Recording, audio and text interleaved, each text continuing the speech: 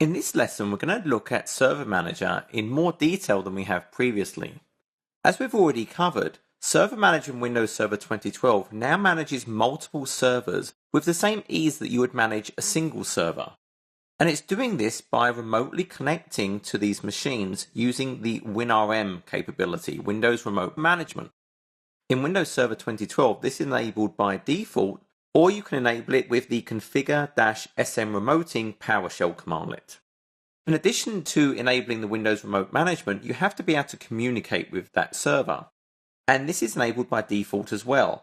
So when you enable remote management, it actually makes a firewall change. So if I look at my advanced settings on a firewall and look at my inbound rules, you'll see that I actually have a Windows Remote Management rule exception that's enabled. If I look at the detail of this, we'll actually see it's enabling port 5985. This is the port that Windows Remote Management uses. Now, if you've ever used this in previous versions, so WinRM 1.1 and earlier actually just used port 80. However, this did cause some conflicts and problems, so this was moved to 5985 in WinRM 2.0 and above. So I can remotely communicate to my servers. And you can see here I have Windows Server 2012 and 2008 R2 boxes, and I could also manage 2008 provided they have the .NET Framework 4.0 and Windows Management Framework 3.0. There is one additional change I have to make if I want to be able to look at performance data on 2008 R2 and 2008 servers. And Microsoft actually have a knowledge base article 2682011. And there's a hotfix that you would apply to those 2008 and 2008 R2 boxes that would enable us to see the performance data. So for example, as I scroll down, I can see those performance metrics. Now by default, these counters are not turned on. And you'll see what I'm showing here for FS01, performance counters not started. Now behind the scenes, what's actually happening is it's using performance monitoring, and there's a group of user-defined counters. So you see this Server Manager Performance Monitor. And these are the counters that Server Manager is actually looking at. By default, these are not actually running. Within Server Manager, I can just right-click on that server and say Start Performance Counters. What that is now doing, if I go back to that machine, it's now got that play symbol. Those counters are now actually running. And this is how Server Manager works. When you start up Server Manager, it's actually going and polling every server, and it's gathering that performance data. Now by default, it is polling every 10 minutes. But obviously I can change this if you wish to be more frequent or less frequent. Remember, every refresh, it is going and communicating to that server and getting this information. I can add additional servers very, very easily. I can start typing a name and just do find, and it's going to show me all those machines. I can select multiple machines and just add them by pressing the arrow. I can import them from a file, or I can actually just search DNS. By default, all those servers are scanned for what roles they have installed and will be added to the various groups. So for example, my domain controllers would all be added to my ADDS, my DNS servers, my Hyper-V boxes, any server running IIS.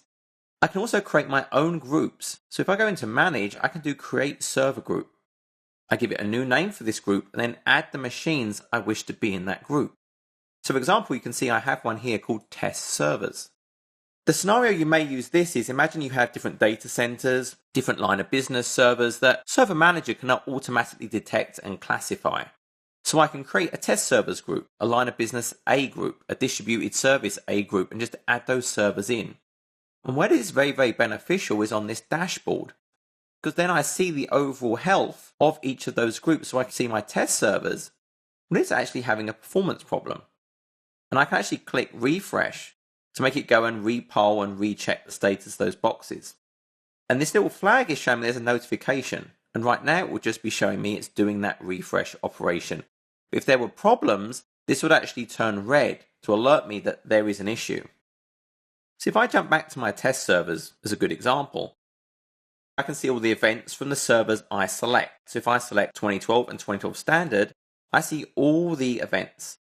Now I can filter. I can say, well, maybe I only want to see those types. I can see all my services. I can control them. I see my best practice analyzer results if I've actually run that for these servers. And I can see my performance data. So one of the great things I can do here, and is what I've actually triggered in the background, is I can actually set performance alerts. So if the CPU goes over 85% or the memory is over a certain amount, it's going to raise an alert. And you notice I've actually seen these on these servers. And the reason is, on this test box, I'm running a processor hog utility. This is consuming all of the processor on that machine. So I'll release that and I'll say I'm done. And now what I should see is my performance CPU should have gone back down to a normal amount. Now within Server Manager, if I force a refresh, for example, it's going to go and recheck, talk to that server, and I'll get the new performance characteristics of that box. But you can see I had these two peaks from where I ran that utility earlier. And that was actually flagged as a problem. If I went back to my dashboard, notice I had 7 performance alerts. I can click that and it shows me exactly what it was. It's telling me on this server, it was the CPU alert counter and there were 7 instances of that.